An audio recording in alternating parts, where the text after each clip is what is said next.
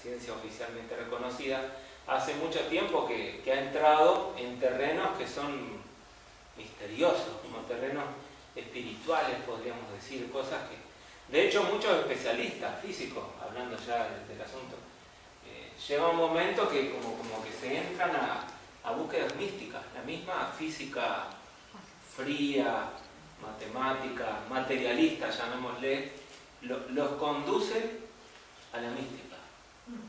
Porque es tal el desarrollo de las cosas que se están investigando, sobre todo del año 1900 en adelante, es tal lo que se fue descubriendo, los secretos de la naturaleza, los misterios de la naturaleza que se han ido descubriendo, que muchas personas, repito, que son open mind, de mente abierta, llega un momento que no les queda más remedio que reconocer. Y empiezan a buscar en el misticismo, en el budismo, en el gnosticismo y en tantas áreas, ¿no? En la magia, la astrología, qué sé yo, todas esas cosas que de repente son mal vistas a priori, porque también hay cada uno que se mete a hacer cosas de gente que no desprestigian esas ciencias tan elevadas, ¿no? Hola, ¿qué tal? Sí, adelante. Empezamos.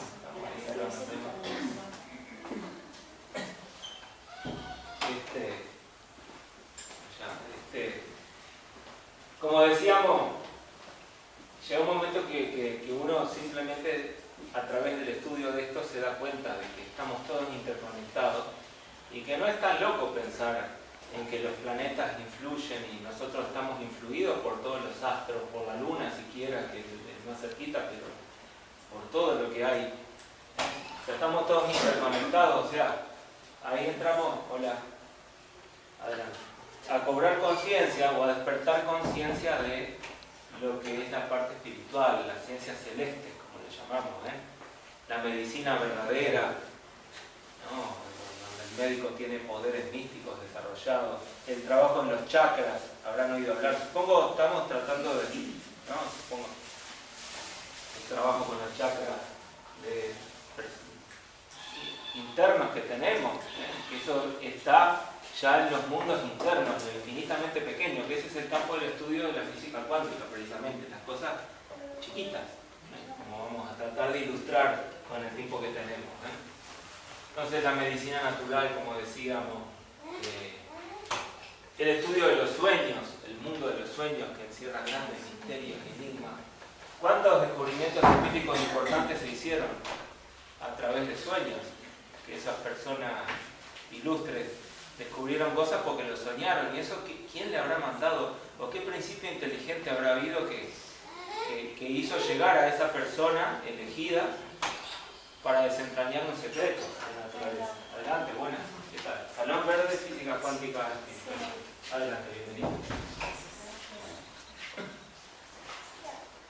Bueno, como Patricia dijo recién, mi nombre es Mario Introini, el nombre por lo menos de esto que ustedes están viendo, que no es todo lo que hay, y es el nombre, bueno, para movernos, pero yo sé que debe haber algo más inmortal atrás de eso, pero por lo pronto Mario Introini y mi esposa Anabela Porras. En esta vida me ha tocado estudiar varias cosas, bueno, estudié ingeniería química, y ahí uno tiene cierto, estudia algunas cositas así de física cuántica en ese estudio. Después estudié matemáticas y en una maestría de matemáticas que hice en el exterior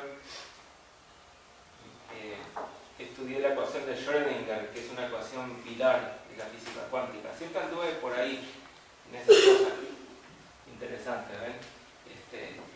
Bueno, y ahorita hace unas pocas horas que estamos llegando de París, que estuvimos un par de semanas en un cónclave de sabios, de personas que están buscando la luz del era de Acuario, ¿ven? Y llegamos hace unas horas y estamos acá, porque no podemos parar la música, no es esa canción, Vinimos, sí, con muchas ganas y con mucha energía para compartir y tratar de entre todos, bueno, seguir adelante y sembrar esas inquietudes del espíritu para poder vencer también a la noche, a la parte oscura, el materialismo, la sociedad que tiende a esclavizarnos, todas esas cosas que tienden a sacarnos de lo verdadero de la vida. Bueno, entonces, como habíamos dicho, uno cuando piensa un poquito en el infinito, ¿no? Uno puede pensar en algo infinitamente grande, ¿sí?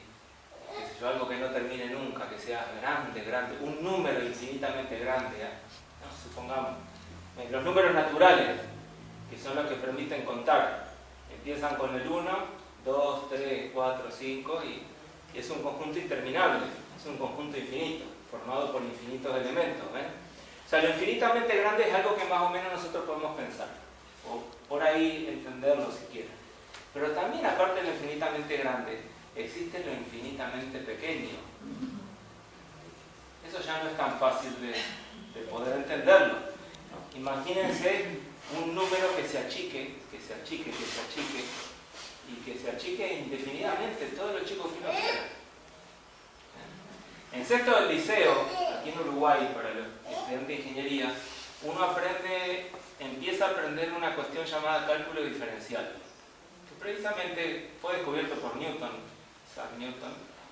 A él fue que le llegó esa, ¿no? Y es uno de los secretos más importantes que haya descubierto una persona, ¿ven? O sea, lo que es el cálculo diferencial, no sé si alguno de ustedes tuvo la posibilidad de estudiar eso. El cálculo diferencial tiene que ver con esas cosas infinitamente pequeñas, ¿ven? Y uno al principio, para entenderlo, dicen, bueno, imagínate un conejo que está a 1 metro de una zanahoria, y es un conejo muy viejo. Entonces él, para llegar a la zanahoria, avanza siempre la mitad de la distancia que lo separa y se detiene a descansar. Por ejemplo, avanza medio metro y ahí descansa un poco. Después avanza la mitad de eso, ¿sí? 1/4 metro, y se detiene. Avanza la mitad de lo que le queda y se detiene. Avanza la mitad y se detiene. Y ahí va a ir hacia la zanahoria. La pregunta es, ¿llegará a la zanahoria? ¿Llegará él con esa manera de avanzar? ¿Llegará hasta la zanahoria? Bueno, si eso uno lo medita y lo reflexiona, bueno, la respuesta es que no. Le llevaría un tiempo infinito llegar a la zanahoria, porque por más chiquita que sea la distancia que lo separa, siempre se puede dividir a la mitad. Entonces uno dice, wow, ¿cómo puede ser eso? ¿No? Ya uno ahí, ya la mente como que ya llega a unos límites. Eso, para entenderlo, se requiere meditar. Entrar en meditación profunda para comprender el significado de eso. Bueno, claro, en el liceo no existe que te pongan a meditar, o sea, ahí te lo dan y aprendetelo como puedas. Es muy... Te entró y arreglate como puedas, ¿sí? Porque es el contexto de la educación de esa época, que es una educación pobre. Claro, una lástima que cosas tan interesantes se enseñan así, ¿no? Pero está. O sea que lo infinitamente pequeño, precisamente, es una idea de que existen magnitudes pequeñas y existen órdenes en el universo, en esta gran creación, que son tan chiquitas, pero cosas tan chiquitas, tan tiny, como se dice en inglés, que nosotros no lo podemos percibir. Nuestros sentidos físicos, los sentidos de la carne, vista, oído, olfato, tacto y gusto, no logran captar ciertas estructuras más finas del universo. ¿Me explico? Cuestiones que están aquí ahora, pero que nosotros no podemos. Como decían los egipcios, estamos velados. El velo de Isis no lo hemos podido descorrer para ver las cosas tal cual son. Por eso les digo, a mí no me están viendo tal cual soy. Están viendo una imagen como un reflejo de lo que realmente me constituye, que son las partículas subatómicas, el átomo y algunas cosas que vamos a tocar hoy. ¿Ven? O sea que, para empezar, hay aspectos sutiles del universo, órdenes del cosmos, planos que están aquí ahora y que no se pueden percibir con los sentidos comunes y corrientes, sino que se requiere una preparación espiritual, se requiere un desenvolvimiento de la capacidad conscientiva para uno poder empezar a tomar contacto directo con lo que está aquí ahora. Salir de las sombras. Habrán leído el mito de la sombra, el mito de la caverna de Platón. Ese mito es eso, lo que le está hablando, porque esos griegos muchos de esos eran grandes seres despiertos, grandes iniciados, como se dice, ¿ven? Iniciado quiere decir la persona que ha logrado entrar, in-ire, del latín in-ire. ¿A qué entró un iniciado? Entró al misterio, logró penetrar a la naturaleza, a percibir el universo tal cual es. Y eso es aquí y ahora. Aquí y ahora, ¿ven? Bueno, hoy vamos a hablar de algunas cositas relacionadas con estos temas, ¿sí? Porque, como digo, el estudio de la física cuántica lleva a un territorio, a una interfase donde hay mística, filosofía y física y ciencia. Hay un territorio muy interesante ahí. Próximo, por favor. Bueno, haciendo un poco de memoria, el tema del átomo, ¿sí? Viene del griego, ¿sí? No divisible. Ya el planteo de la estructura atómica de la creación viene de los griegos antiguos, ¿sí? De Demócrito, por ejemplo.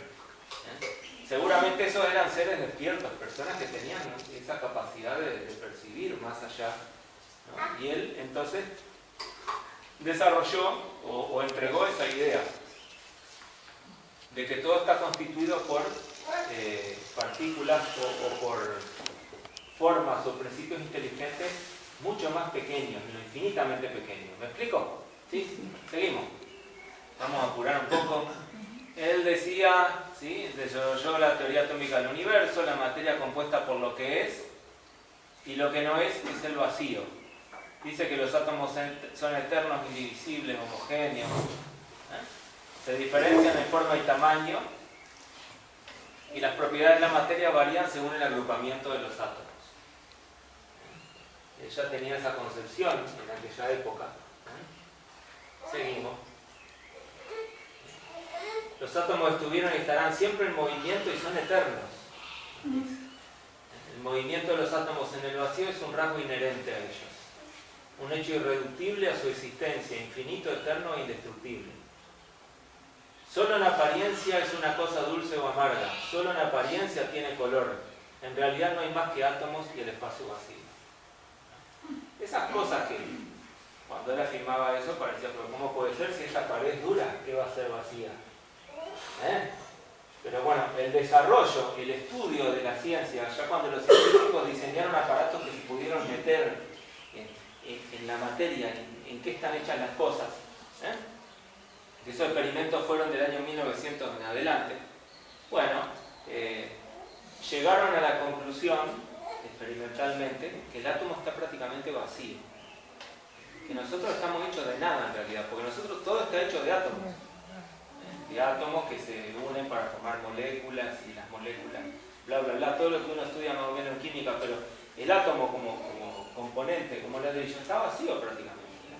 Si un átomo fuese como el Estadio Centenario, por ejemplo, ¿no?, imaginemos el átomo de hidrógeno, que es el átomo más simple que existe, ¿sí?, que consta de un protón en el núcleo, un electrón orbitando. Pensémoslo así, en lo simple. Si el electrón está orbitando en las tribunas de afuera, ¿sí?, en la Ámsterdam y todo por ahí, el núcleo es una mosca en el centro de la cancha. Todo lo demás es prácticamente vacío. Es espacio. ¿Sí? Es un espacio misterioso. De hecho, miren, solo la trillonésima parte del volumen de un cuerpo está ocupado por los átomos y las partículas que forman a los átomos, que lo podemos pensar como protón, electrón y neutrón, las tres fuerzas primarias de la naturaleza, si nos ponemos más místicos, ¿sí?, Padre, Hijo, Espíritu Santo. Uno podría meterse en aspectos místicos muy interesantes, pero dejémoslo como protón, electrón y neutrón, ¿sí? Bueno, las partículas que forman a los átomos, que son esas tres, para empezar a hablar, ¿sí?, si nosotros pudiéramos agrupar todas esas partículas, entonces esas partículas ocuparían la trillonésima parte del volumen de un cuerpo. O sea que si nosotros extrajéramos todo el espacio vacío de nuestro cuerpo físico, quedaríamos reducidos a un puntito que habría que mirar con un microscopio y ni eso. Y asimismo la pared, que nos parece tan dura y tan real, y tan física, tan material. Pero ¿qué pasa? Esas partículas no están quietas, sino que se mueven en una especie de danza cósmica maravillosa. ¿Ven como lo que dice ahí, ¿no? El movimiento, como dice, ¿no? Esos movimientos, ¿ven?, generan poderosos campos electromagnéticos, campos de repulsión, y dan la sensación de volumen y espacialidad a un objeto. Le da la sensación de que es real y que es duro y que es una cosa tangible, ¿ven? Entonces uno toca la pared, y uno siente una sensación simplemente, y le parece que la pared es dura y es real, ¿no? Y si uno se pega contra la pared va a sentir dolor, pero es solo una sensación. O sea, es la repulsión de los campos de esas partículas que se están moviendo y que se repelen entre la pared y mi mano, por ejemplo, o el sentido del tacto. El sentido del tacto es un sentido electromagnético, se necesita. Por eso cuando uno se pone guantes, por ejemplo, y se aísla a nivel electromagnético, toca y no siente nada. Y ven qué difícil que es moverse cuando uno está de guante, ¿no? Querés hacer algo, sacar la llave, usar el celular o cualquier cosa, y no podés porque no tenés sentido del tacto, que es tan importante. ¿Ven? Entonces, uno cuando toca, cuando siente, es simplemente esa repulsión de campos que, en nuestro caso, que somos los que estamos percibiendo, se supone que la pared no, pero de repente sí, ojo, porque todo tiene conciencia. Pero bueno, nosotros que estamos percibiendo, sentimos una sensación y nos parece que la pared es muy real y es sólida. Pero sin embargo está vacío, porque el átomo está hecho prácticamente de nada. Eso es algo totalmente... que cuando los místicos lo decían, porque el Buda lo decía también, lo esencial es el vacío, decía él. Ellos eran capaces de atravesar piedras, por ejemplo, atravesaban rocas, hacían esa especie de milagro, ponían el cuerpo en estado de samyasina, o sea, en estado de meditación profunda, y atravesaban, ¿no? Y uno decía, ¿cómo hacen para atravesar eso? Claro, pasan a través del vacío intersticial. Pero claro, para eso se requiere tener mucha fe y tener mucha conciencia para eso. O sea que todos esos aspectos de esos aspectos místicos, el desarrollo de la ciencia, repito, llevó a estas cosas, por ejemplo, que Demócrito afirmaba, resulta que son así, porque está comprobado experimentalmente hoy en día. ¿Sí? Seguimos. ¿Se entiende lo que estamos hablando? Estamos tratando de resumir, porque este tema podríamos hablar de algo extremadamente interesante. Podríamos hacer prácticas de meditación para poder penetrar en el asunto. Pero bueno, tenemos el tiempo que tenemos. Es una base. Bueno, en el año 1900, Max Planck es el padre de la física cuántica. ¿Okay? Recordemos, física cuántica es un área de la física moderna que se llama. Hasta el año 1900 era física clásica. Hasta el año 1900 se creía que estaba todo inventado ya, que no había más nada que descubrir, pero de 1900 en adelante vinieron una revolución en la ciencia. A través de la física cuántica, que es el estudio de lo infinitamente pequeño, el estudio del átomo, penetrar en la creación, buscar a Dios, los principios inteligentes ahí adentro, y en la otra área de la física moderna es la relatividad, que se la debemos a Albert Einstein, por ejemplo, ¿sí? Que es el estudio ya de la gravitación y los cuerpos, la parte cosmológica, que es muy interesante también. Bueno, en el año 1900, Planck, estudiando la radiación del cuerpo negro, ¿sí? Lo que se llama el estudio de la radiación del cuerpo negro, que les recomiendo que puedan mirar eso en internet, hay mucha información. Los alemanes en esa época estaban tratando a nivel industrial de averiguar la temperatura de los cuerpos según el color que emitían. Saben que un cuerpo cuando se calienta empieza a brillar, a emitir color. El hierro se puede poner rojo vivo y así. Entonces estaban tratando de desarrollar fórmulas que les permitieran decir la temperatura de un cuerpo según el color que tiene, estudiando su espectro de radiación de color, para no tener que ir uno ahí y poner un termómetro, ¿entienden?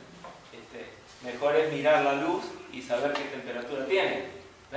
Entonces, toda esa parte experimental que la industria pesada alemana necesitaba, que los industriales necesitaban, más o menos del año 1890 en adelante, se empezó a hacer experimentos de eso, que se llama estudio de la radiación del cuerpo negro. ¿Okay? Que no tengo tiempo de explicar más lo que es un cuerpo negro, pero Otro día podemos reunirnos, si quieren, y seguimos el asunto. Pero la cosa es que la física clásica de la época no lograba explicar los resultados experimentales que tenían todos los experimentadores alemanes y europeos que estudiaban la radiación del cuerpo negro. Resulta que los resultados experimentales no podían ser explicados por la física teórica de esa época.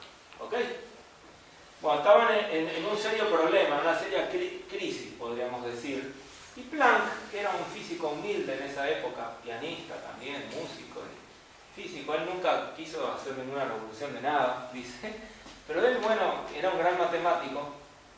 Él logró encontrar una fórmula exacta que pudiese explicar la radiación del cuerpo negro, pero resulta que esa fórmula explicaba exactamente el asunto, pero se iba a una tremenda revolución en la física. Por eso él demoró en dar el resultado que él tuvo meses pensándola bien, no sea cosas que fueron disparates, y esa fórmula que él descubrió conlleva a un número que se llama la constante de Planck, precisamente se empezó a llamar la constante de Planck, que se denota con la letra H en física. Un número muy chiquito, 6,63 por 10 a la menos 34 joules por segundo. Joule es energía, es una unidad de energía, y segundo una unidad de tiempo, ¿sí? Energía por tiempo, ¿entendido? En física, energía multiplicado por tiempo, eso se llama acción. Acción. ¿Sí? Cada vez que nosotros accionamos sobre el universo, cada vez que tocamos algo, cada vez que hablamos, ustedes me están escuchando ahora, pues yo estoy accionando sobre ustedes, estoy ejerciendo una acción en el universo. Bueno, todo lo que nosotros hacemos, que es interaccionar con el universo, eso se llama una acción. ¿Entendido? Bueno, la acción es igual a la energía involucrada en un evento multiplicada por el tiempo que el evento dura. ¿Ok? Bueno, Planck logró encontrar una fórmula exacta para explicar la radiación del cuerpo negro, pero esa fórmula involucraba una constante que es la constante de Planck, que es una de las tres constantes fundamentales del universo. ¿Sí? Este universo en el que nos movemos depende de tres números principales, que son la constante de Planck, la velocidad de la luz, que es otra cosa interesantísima, ¿okay? Y que no vamos a poder hablar mucho, ¿sí? De lo que es el espacio-tiempo. ¿Han oído hablar del espacio-tiempo en la relatividad? O el espacio-tiempo, piensen que es una telaraña cósmica formada por hilos de luz. ¿Sí? Eso es el espacio-tiempo. ¿Okay?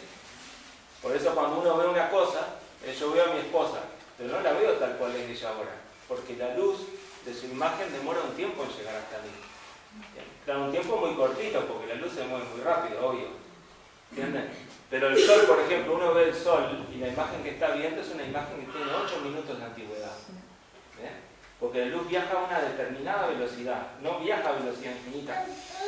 Entonces, cuanto más lejos es algo que yo veo en el espacio, más antigua es la imagen.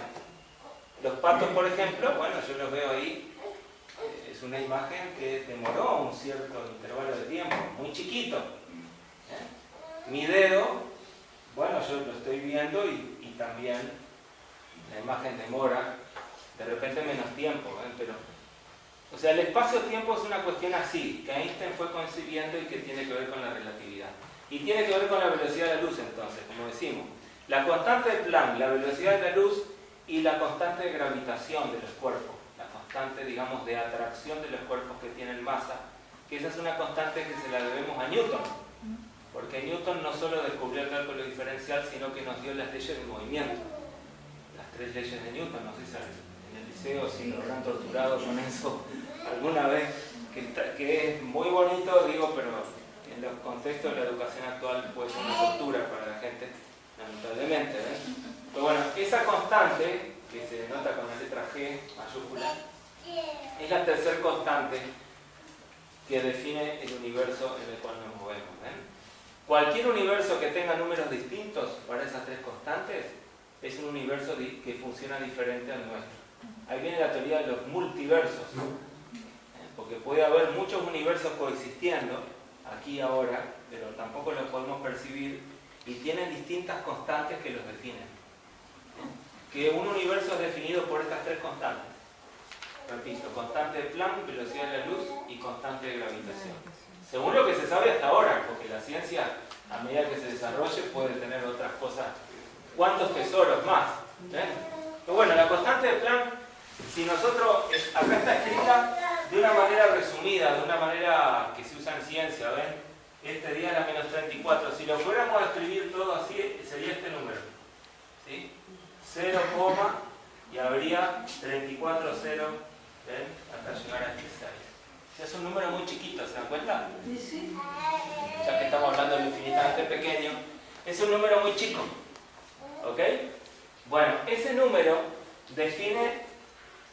O sea, Planck lo descubrió por allá en el año 1900 y él realmente no creía mucho en eso que él había descubierto, porque para su noción de la armonía le parecía muy raro todo. Porque, ¿qué resulta? Planck, para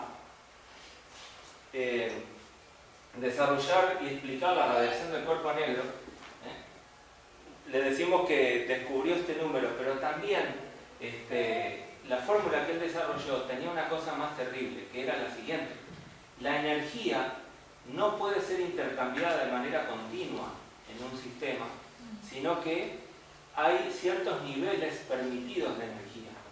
Un sistema no puede tener cualquier cantidad de energía, sino que la energía está cuantizada. Ahí viene la palabra cuántico.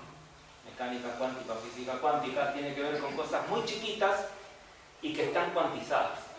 Entonces, él, para explicar el cuerpo negro, entonces uno de los aspectos que estaba era la no continuidad de la energía de un cuerpo.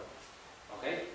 Ahora, esta constante es tan chiquita que nosotros no podemos percibir los efectos cuánticos en la vida cotidiana, porque la vida cotidiana son cosas más gruesas, ¿ven? Son conjuntos de átomos mucho más grandes, o sea, todo esto se nota cuando uno estudia ya a nivel atómico, los aceleradores de partículas, toda la física, las computadoras, el teléfono celular, que eso es todo aplicación tecnológica de la física cuántica.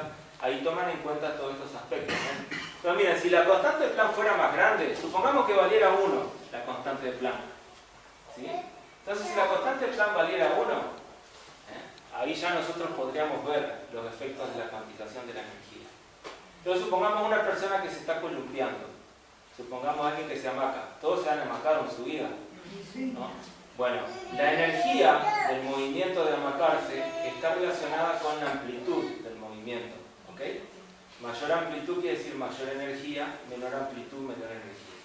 Uno toda la vida se amaca y poco a poco va perdiendo energía hasta que se detiene.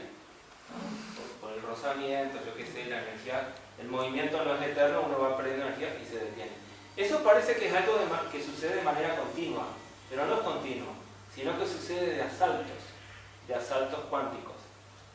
Esos saltos no los podemos percibir porque la constante de Planck es muy chica para el mundo físico o cotidiano que nosotros percibimos con nuestros sentidos. Pero repito, si la constante de Planck valiese 1, por ejemplo, ¿sí? Entonces uno vería una persona amacarse de la siguiente manera: empieza a columpiarse, ¿no? Se mueve un poquito y desaparece. Aparece automáticamente en otro punto más bajo, de menor energía, se mueve un poquito, vuelve a desaparecer. Esos son saltos cuánticos, que no es que salta como un sapo saltando, no, desaparece del espacio-tiempo y aparece en otro punto matemático del espacio-tiempo con una energía permitida. Es algo totalmente loco o mágico, podemos poner. Está en un punto, desaparece, aparece en otro. Se mueve un poquito, desaparece, y así, de asaltito, porque no puede tener cualquier energía permitida, porque la energía está cuantizada, viene en paquetitos. La misma energía de la luz está cuantizada también, en paquetitos llamados fotones. Bueno, me alegro. El mismo Planck estuvo años luchando para tratar de encontrarle la vuelta al asunto porque a él le parecía que era muy... ¿no? Pero bueno, en 1905, Albert Einstein... ¿sí? Acá tenemos una frase de Planck en en el ocaso de su vida, él dice: la ciencia no puede resolver el grandioso misterio de la naturaleza. La razón es que en el último análisis nosotros somos parte del misterio que estamos tratando de resolver. Esa es una frase de sabiduría. ¿Se acuerdan la frase hombre, conócete a ti mismo? De los griegos. Bueno, tenemos que empezar a buscar hacia adentro de uno a través de la meditación, penetrar a lo último, a lo más sagrado nuestro. ¿Ven? Sí. Buenas. Adelante, ¿qué tal? ¿Cómo están? Hola, ¿cómo estás? ¿Qué tal? ¿Cómo están? Bienvenido. Adelante, adelante. Qué alegría verlo, gente. Bienvenido. Estos son todos amigos. Bueno.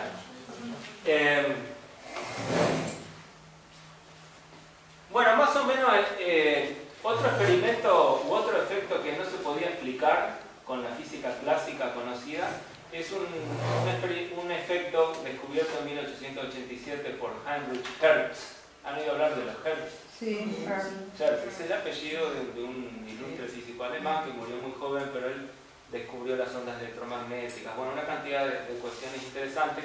Y entre esas cosas, como de rebote, él se dio cuenta que una placa metálica conductora de la electricidad, cuando se le irradiaba luz o alguna onda electromagnética, esa placa podía emitir electricidad. Eso se le llama efecto fotoeléctrico. ¿Okay? Por ejemplo, muchos paneles fotovoltaicos de hoy en día que producen electricidad de la luz usan el efecto fotoeléctrico. Bueno, el efecto fotoeléctrico, que fue ampliamente investigado por los físicos de aquella época, ¿sí? Por Philip Lenard sobre todo, resulta que los resultados experimentales también iban como en contra de la teoría física de aquella época. ¿Ven? La física de aquella época no podía estudiar el efecto fotoeléctrico. Albert Einstein echó mano de la constante de Planck, ¿no? Y ese número tan misterioso y tan extraño y tan loco que Planck había descubierto en el año 1900, Einstein dijo: bueno, si la luz es una onda electromagnética que tiene una cierta frecuencia, dada por esta letra acá, la letra nu, griega, ¿sí? Multiplicando la constante de Planck por la frecuencia de la onda electromagnética, eso da energía. Y Einstein propuso que la energía de una onda electromagnética estaba también como cuantizada, en pequeños paquetitos, no estaba distribuida de manera continua. Volviendo al tema de la cuantización de la energía. Entonces, él con esta idea, que era extraña también, pero logró explicar exactamente el efecto fotoeléctrico. Lo explicó a la perfección. Hubieron físicos que estuvieron años tratando de ver que Einstein estaba equivocado y resulta que no, daba exacto así, con una fórmula muy simple que la estudiamos en el liceo, ¿cierto? El liceo se estudia, porque es entendible. Claro, es difícil de descubrir, pero una vez que está descubierto se puede entender. A Einstein le dieron el premio Nobel por eso, pero fíjense, él utilizó entonces la idea de vuelta de esta constante de Planck para explicar el efecto fotoeléctrico, ¿sí? Se nos va el tiempo. Bueno, en el año 1911, esto haciendo una pequeña reseña, ¿no? Entre 1909 y 1911 se hicieron experimentos en Inglaterra, en Cambridge. El equipo de alumnos de Ernest Rutherford, que fue un físico también neozelandés, y ellos dilucidaron que el átomo tenía una estructura nuclear que se le llama, es como un pequeño sistema solar en miniatura, como explicamos hoy, con un núcleo donde está casi toda la masa del átomo, formado por protones y neutrones, y electrones moviéndose en la periferia. ¿Okay? Estos fueron experimentos para dilucidar la estructura del átomo, porque antes se pensaba que el átomo era como una torta, ¿sí? Como una torta de cargas positivas, como una masa así, y los electrones metidos como si fueran pasas de uva ahí. Pero resulta que no, que el átomo es como un pequeño sistema solar. ¿Han oído hablar la frase famosa esa tan interesante de Hermes Trismegisto que dice tal como es arriba es abajo? Sí. Bueno. Si uno mira hacia arriba, hacia lo infinitamente grande, va a haber sistemas solares orbitando, ¿no? Pero si nos metemos hacia adentro, hacia lo infinitamente pequeño, si nosotros nos pudiéramos achicar y empezar a percibir la estructura fina del universo, y llegar al nivel del átomo, ahí observaríamos sistemas solares en miniatura, porque el átomo es un sistema solar. Como lo decía Blavatsky, ¿han leído alguna vez la doctrina secreta de Blavatsky, la fundadora de la Sociedad Teosófica, que fue una iniciada clarividente? Ella veía el átomo y en esos libros que ella escribía en su época, ella lo describía como un sistema solar en miniatura. Y resulta que el átomo tiene esa estructura. Y ahí surgió el problema. ¿Cómo podía ser que las órbitas fueran estables? ¿Cómo podía ser que cargas negativas, que son los electrones, pudieran orbitar en torno a cargas positivas y no terminaran cayéndose en el núcleo? Como en una espiral así. O sea, ¿cómo podía ser que el átomo fuese estable? No podía ser el átomo estable con una estructura así como un sistema solar. La explicación de eso la encontró Niels Bohr, ¿sí? Y también echó mano de la constante de Planck. Por eso digo tan importante la constante de Planck. O sea, a medida que se fue desarrollando el estudio del átomo y el estudio de la física cuántica, empezó a cuantizarse todo. Y la constante de Planck juega un rol fundamental en todo eso. Porque, aunque parezca mentira, hasta el tiempo está cuantizado. El tiempo no corre de manera continua, sino que va también a pequeños saltos. Pero son saltos tan chiquitos que en nuestra vida cotidiana eso no se nota. Pero cuando te metes ahí adentro a dominar la naturaleza a ese nivel infinitesimal, ahí sí se nota. Y el resultado de todo eso son las tecnologías que se han desarrollado hoy en día.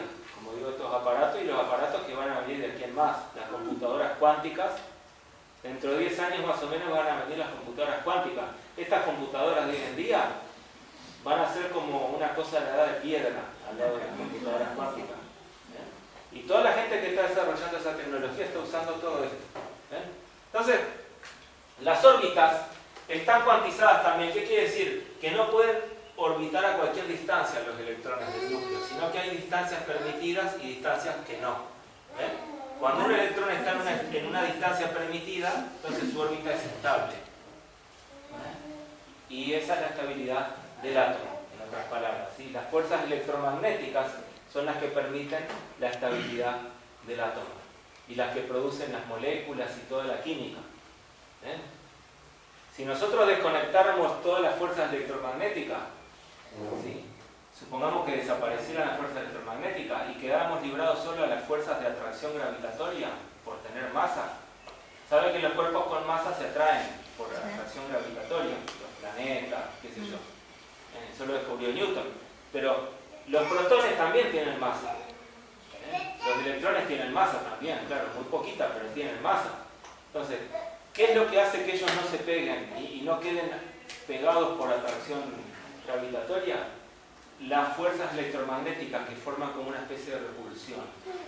De ahí surge el átomo, surgen las moléculas, surge el ADN, surge la química, surgen los colores, surgen las sensaciones y surge toda la gran diferenciación en este universo.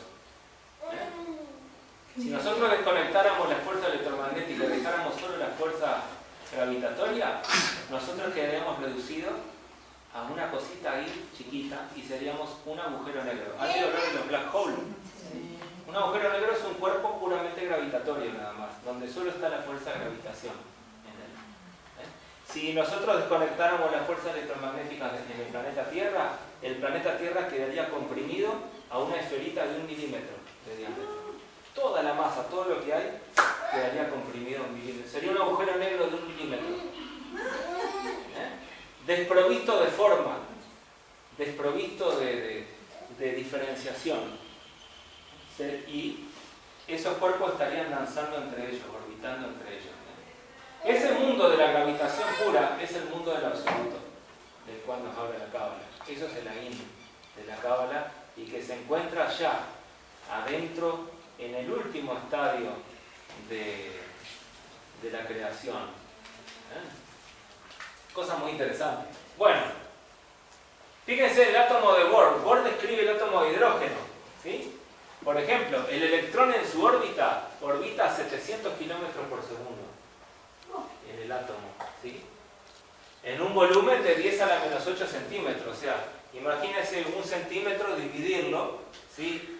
100, 1 millón ¿no? La 100 millonésima parte de un centímetro. En ese volumen tan chiquito, infinitesimal, que es el volumen de un átomo de hidrógeno, el electrón se mueve a esa velocidad. Dan 1000 billones de giros en torno al núcleo por segundo.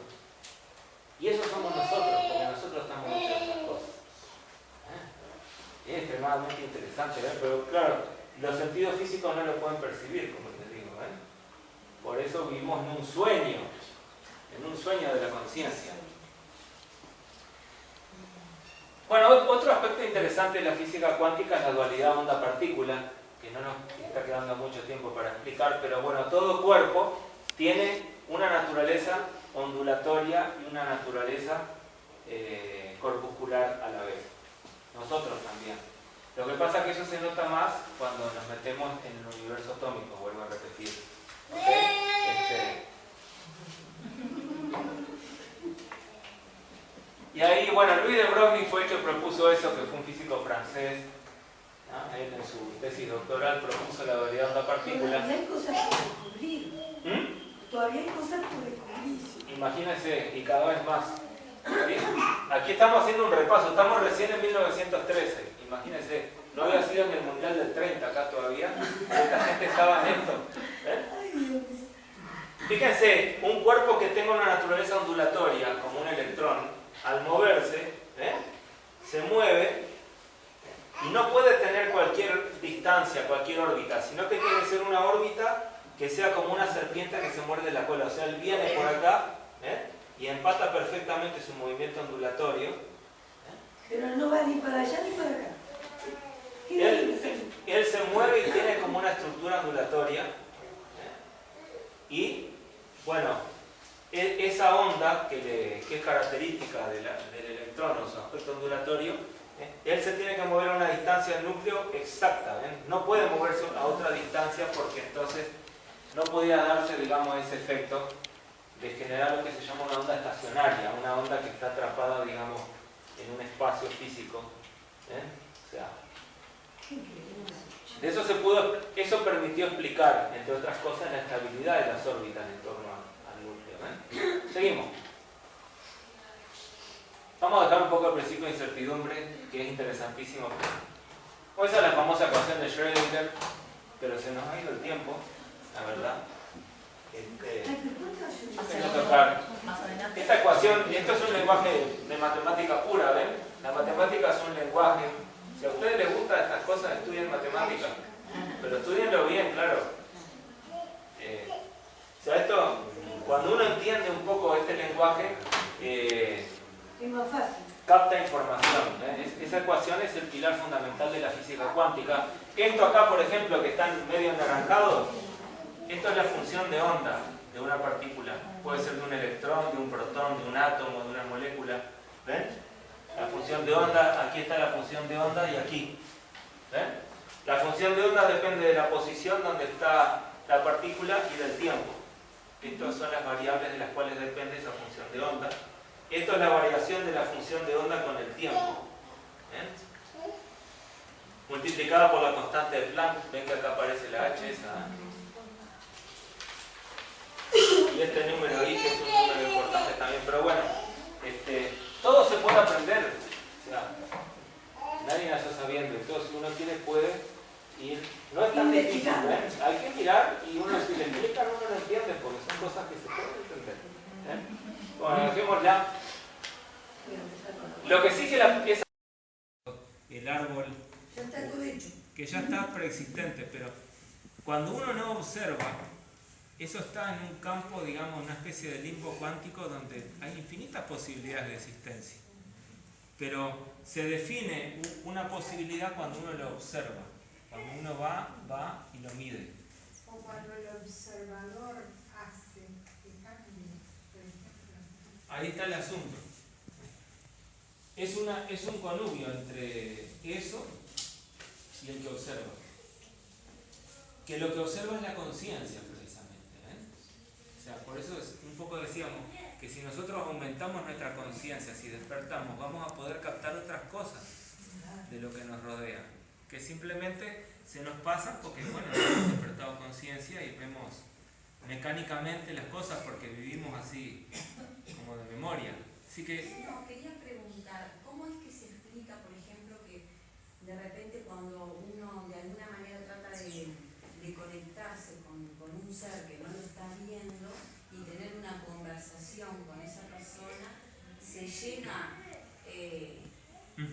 realmente a atraer de alguna manera a la persona y esa conversación realmente se da por sentada como que existió, porque después hay resultados sobre eso. ¿Me explico? Es debido al entrelazamiento cuántico. O sea, todas las partículas están entrelazadas. Uno llega a ver a la persona, los movimientos que hacen que no esté ahí, pero realmente después se da cuenta que esa conversación realmente existió. ¿Te acordás que habíamos dicho que cuando nosotros accionamos sobre el universo, cuando hacemos alguna acción, esa acción repercute en todo lo creado? Las consecuencias de esas repercusiones llegan a nosotros más adelante en el tiempo, en esta vida o en una vida posterior que tengamos. Eso se le llama karma. La palabra karma, el resultado de acciones positivas va a ser la felicidad, el resultado de los errores o cosas negativas que uno haga va a ser el dolor, enfermedades, problemas. O sea, es imposible escapar a la consecuencia de nuestros actos, nos dice el Buda. Así te encierres en una caverna allá arriba y quieras huir de ti mismo, o te escondas en el fondo del mar en una caverna por allá, nunca vas a poder escapar a la consecuencia de tus actos. Eso porque está todo interconectado. Claro. Entonces el karma es el principio de acción y reacción de la física, por ejemplo, también. Porque hay una interconexión entre todas las partículas de la creación. Porque todos venimos... ¿Han oído hablar del Big Bang? Sí. Bueno, antes del Big Bang estábamos todos unidos, formando una cuestión misteriosa que todavía no se sabe bien qué es. Luego que cuando nace la creación a través de ese Big Bang, se empiezan a separar las partículas y a crearse los átomos y la energía y la luz, ¿ok? Pero como todos venimos de eso, entonces estamos todos interconectados. Ahí viene lo que son la telepatía, la imaginación, las emociones. Esas son formas sutiles de algo misterioso que no se puede captar con los instrumentos comunes. Porque la constante de Planck también pone un límite a lo que se puede captar del universo. O sea, hay un área del universo en lo chiquito que no se puede captar con los instrumentos comunes y corrientes, pero un maestro, un ser de conciencia despierta, alguien que haya puede captar todo, aquí, ahora. Pero digo, una persona común y corriente, con los aparatos de los laboratorios, ellos saben que hay un límite que no pueden detectar. Que eso viene con el principio de incertidumbre de Heisenberg, que no lo pudimos tocar hoy, porque tendremos que hablar mucho, y quiero entrar en otra fase de, entrar un poquito en esta parte más mística. Vamos a dejar el experimento de la doble rendija para otra ocasión. Bueno, esto es un poco, ¿ven? Si observamos algo, ese algo cambia su comportamiento. En el átomo hay información, las partículas tienen conciencia. La materia y la energía están hechas de información, o sea, de conocimiento, de gnosis, como hablaban los antiguos cristianos, en otras palabras. Gnosis es conocimiento, es información, es captar a través de la conciencia, porque todos estamos hechos, somos un pedazo del universo. Las partículas que forman nuestro organismo se originaron en el universo, somos hijos de las estrellas. ¿Sí? Seguimos. Ahí vemos algunas galaxias, seguimos por favor. La física actual entonces ha cambiado mucho de los paradigmas de las cosas que se creían hasta la física clásica. O sea, determinismo y libre albedrío. O sea, el universo tiene muchas posibilidades. Nosotros elegimos con nuestra conciencia qué es lo que vamos a vivir y qué es lo que vamos a captar. Si vivimos dormidos, con la cabeza siempre en las mismas tonterías de siempre, disculpen, si no levantamos la cabeza arriba de los carteles de neón, nuestra vida va a ser siempre una cosa... Pero hay tantas posibilidades en nuestro interior, tantas posibilidades en el universo, pero hay que explorar eso, y hay que ser un poco como ese argonauta de la carta 25 del tarot, ese que se larga a la aventura, a lo nuevo. El universo no es una maquinaria predeterminada, como se creía en la antigüedad. La realidad no está definida, la conciencia participa. ¿Qué es lo que genera que la realidad se defina? ¿Qué es el observador? Bueno, esa es nuestra conciencia, que la descubriremos conociéndonos a nosotros mismos, a través de las prácticas que podamos hacer. Los que quieran profundizar en esto, practicar la meditación, ¿ven? Que eso es muy importante. Bueno, el famoso gato Schrödinger no nos va a quedar para explicar. Bueno, Albert Einstein, que fue un gran... Creo en el Dios que se manifiesta en la ordenada armonía de cuanto existe.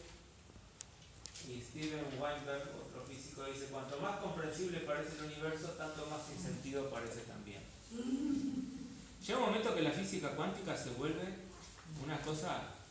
Pero ojo, las fórmulas que se utilizan, la estructura matemática de la física cuántica, que es interesantísima, permite la creación de estos aparatos. Entonces, los que trabajan en estas tecnologías, los físicos que desarrollan esto, dicen: mirá, calculá y no preguntes. Porque cuando uno se mete en la parte filosófica de tratar de entender, se lleva a una cosa ahí mística o una cosa disparatada, ¿no? Un físico cuántico de los más famosos, que se llamaba Richard Feynman, no sé si es un físico norteamericano, él decía: nadie entiende la física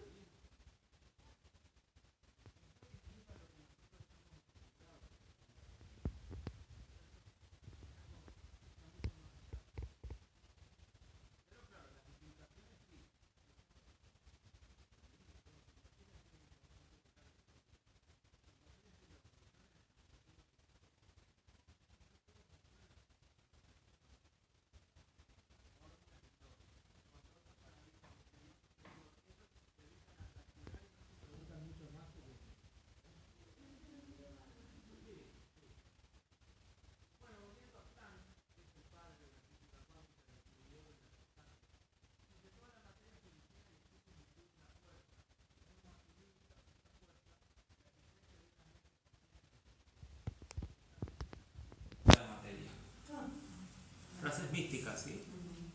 De una persona que es un físico muy reconocido, pero en sus últimas etapas de su vida él se volvió un místico.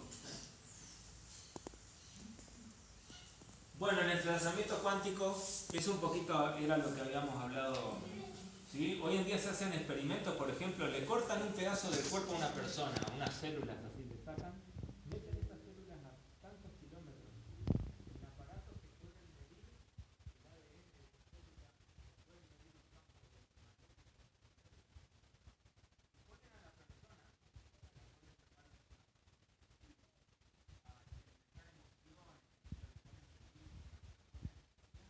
y todo lo que la persona siente repercute en ese órgano o en ese pedacito que le sacaron. Y automático, instantáneamente, es como que no hay tiempo. O sea, lo que la persona cambia emocionalmente, eso repercute instantáneamente. Y es interesante, o sea, que el cuerpo no se extiende. Si a una persona le quitan un pedazo de su organismo, de su cuerpo físico, eso sigue conectado. Hay una conexión misteriosa, que es el entrelazamiento. Se están haciendo experimentos hoy en día con partículas, por ejemplo. Perdón, ¿y eso quién lo ha estudiado? Se estudia en la física cuántica y el doctor, este mismo doctor que estudió las plantas, Baxter de apellido, Cliff Baxter, averigüe por ahí. Cliff Baxter. ¿Nunca leyeron un libro llamado La vida secreta de las plantas? De Baxter. Bueno, Baxter está más viejo ahora y ha seguido en este tipo de investigaciones y se han dado cuenta que partes del cuerpo de una persona quedan misteriosamente entrelazadas.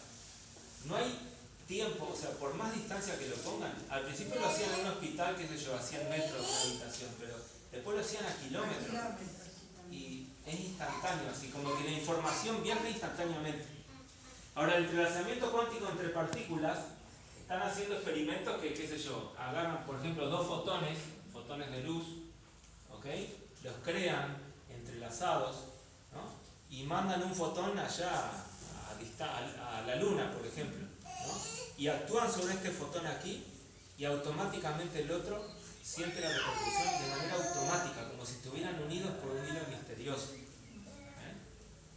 Y se está tratando de realizar lo que es la teletransportación cuántica. ¿Bien? O sea, por ejemplo, lo que se quiere lograr a futuro, ahora se está haciendo con pequeños grupos de átomos, pero se quiere lograr, por ejemplo, que una persona, ¿sí?, que tiene tantos protones, electrones y neutrones a ese nivel, ¿no?, los entrelazan con una cantidad igual de protones, neutrones y electrones en otra ciudad, en París, póngale, ¿no? Entonces la meten en un aparato y extraen toda la información de ella, todo el conocimiento, toda la información de las partículas, extraen eso. Al extraerle la información la persona desaparece, aquí se desordena, pero esa información pasa automáticamente a ese conjunto de partículas que están entrelazadas con esta, y aquí aparece la persona, así como en Star Trek. Bueno, eso se está logrando con pequeños grupos de átomos, ¿okay? Pero ya se está logrando lo que se llama la teletransportación cuántica. Se están transportando hasta colores y cargas, que son cosas que parecen más de ciencia ficción. Sí, eso iba a decir yo. Bueno. ¿Eso no fue lo que hizo Nicolás Tesla con el proyecto Filadelfia? El proyecto Filadelfia fue más bien meter un cuerpo en la cuarta dimensión, digamos, ¿no? Es decir, hacerlo vibrar de manera tal que dejara de ser físico. Es un poco distinto, pero es interesantísimo también. ¿Sí? Correcto, pero no es lo mismo de lo que estamos hablando ahora, ¿sí? Sino que fue un campo electromagnético para lograr un camuflaje, ¿sí?, para que los radares no pudieran detectar, digamos, a una nave. Pero claro, ese campo que le metieron resulta que llegó un momento que desapareció, ¿no? Eso se salió del espacio-tiempo, se transformó en energía, dejó de ser físico y pasó también a otro lugar y a otro tiempo. No es esto, esto es distinto, es otra cuestión, tiene que ver ya con trabajar con las partículas subatómicas que forman un cuerpo, ¿sí? Se le llama teletransportación cuántica y utiliza el principio de entrelazamiento. Fíjense si estamos entrelazados, una oración que uno puede hacer por alguien, ¿llegará o no llegará? Llega porque llega.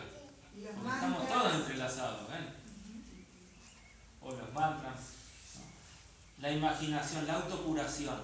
Si uno se imagina un órgano que tiene enfermo, de repente se imagina que se cura, que se sana. Penetra a nivel celular. Eso cura porque cura. Y los que no crean en eso, bueno, entonces imagínense que el hígado se les pone negro, se les pudre, se llena. ¿Quién se anima a imaginarse eso?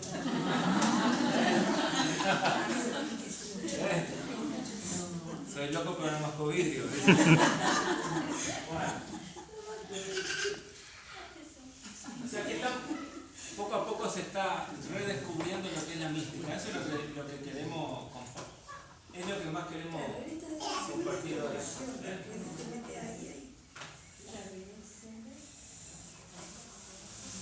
La danza cósmica, la danza de Shiva, que una figura de esta está en el acelerador de partículas que hay en Francia y en Suiza, ¿sí? Saben que esas hacen chocar protones que viajan casi a la velocidad de la luz, ¿no? Si nosotros decimos que la trillonésima parte del volumen de un cuerpo está ocupado por los protones, neutrones y electrones que forman los átomos, esta gente en el acelerador de partículas se están metiendo en la trillonésima parte del volumen de un protón. Se están investigando a ese nivel, ¿no?, acercándose al último límite de detección de Planck, como decimos, porque la constante de Planck fija un último límite de detección donde de ahí para abajo o de ahí hacia lo más chiquito ya no se puede detectar nada. Y ese mundo, esa parte misteriosa, es donde están los dioses, donde están los ángeles, donde está todo aquello que... La parte espiritual verdadera, que ningún científico, por más que tenga un aparato y que sean... Para entrar ahí tenés que morir en ti mismo. O sea, tenés que purificarte. Tenés que, como decían los egipcios, para descorrer el velo de Isis, tenés que ganártelo, ¿no? Y eso ya es uno, no es sabiendo, sino que es puliéndose una persona. Es nuestro Y los interior. que logran, claro, los que logran eso ya conectan con los últimos niveles del universo y desarrollan los poderes, la telepatía, la polividencia. Se concentran en una cosa que está en otro lugar del planeta Tierra y ya saben lo que está pasando. Hay maestros que ellos simplemente se concentran con el chakra del corazón. En el corazón tenemos como una zona ahí importantísima, que es un chakra, que tiene que ver con la intuición. Y pueden intuir y captar cosas porque se mueven esos mundos cuánticos, en esos infinitamente pequeños, en esos campos, en esos últimos campos de la creación, que para penetrar ahí, repito, ya se requiere una transformación de la persona, una transformación. Y ese es el objetivo. Bueno, la semilla de mostaza, la fe, el poder del dominio de la naturaleza. Pasa que nosotros fuimos criados para ser gallinas. Imagínense un águila que la criaron en un gallinero. No, el águila pobre se cree que es una gallina, que no puede volar. ¿No? Tiene que darse cuenta que es un águila, ¿no? Y salir, aprender a ubicarnos. Y eso que no hemos hablado de los hermanos mayores que nos visitan de otros planetas. Que esos son otros también que viajan en naves portentosas, pero bueno, para uno tener un contacto aquí en este planeta. ¿Cuándo hacen las charlas?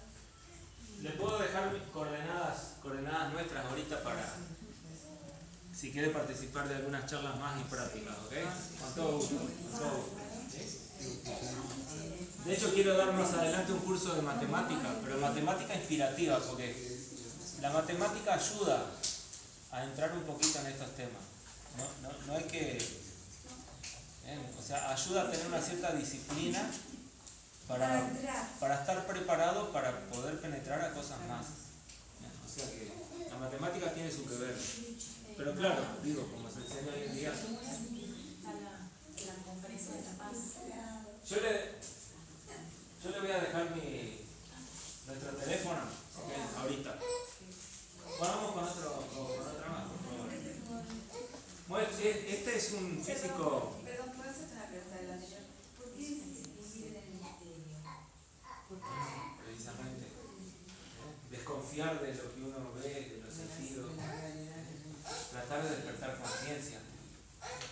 Uno mira, a veces vive cosas, a veces conoce gente y dice, yo lo conozco de algún lugar. De repente lo conoces de otra vida. Pero uno mata eso porque tiene un programa que dice, no, ¿de dónde lo voy a conocer? Lo conozco de ahora. Es buena razón. ¿Eh? Es buena razón al mismo. Claro. Por la educación que uno tiene, muchas cosas que siente, o impulsos del corazón, cosas que son, uno lo mata. Lo que pasa es que, digamos, no somos, puedo decir Adelante. una reflexión. Cuando uno trabaja mucho con el misterio, tiende a pensar que todo es un misterio y que va a seguir siendo un misterio. Si evitáramos el misterio y si no vivimos en la verdad, es como que se dispersa. ¿Y qué es la verdad? ¿Qué será la verdad? La verdad es como la pero me refiero que digo porque estaba trabajando con el tema del misterio, un poco llegué a esa conclusión. Si yo sigo pensando que las cosas son un misterio, voy a seguir en el misterio. En cambio, si yo, la vida no es un misterio. Que yo no tenga todas las respuestas, no significa que la vida es un misterio. ¿Me explico? Está bien. Bueno, desde ese punto de vista, bueno, sí. Vivir en el misterio. Yo Más bien, por vivir en el misterio. con esto queremos decir, sí, reflexionar las cosas, tratar de llegar a la verdad de lo que nos pasa. Como estamos en el tema de apertura de conciencia y las palabras tienen un peso muy importante. Por eso Sí, tal vez. me resonó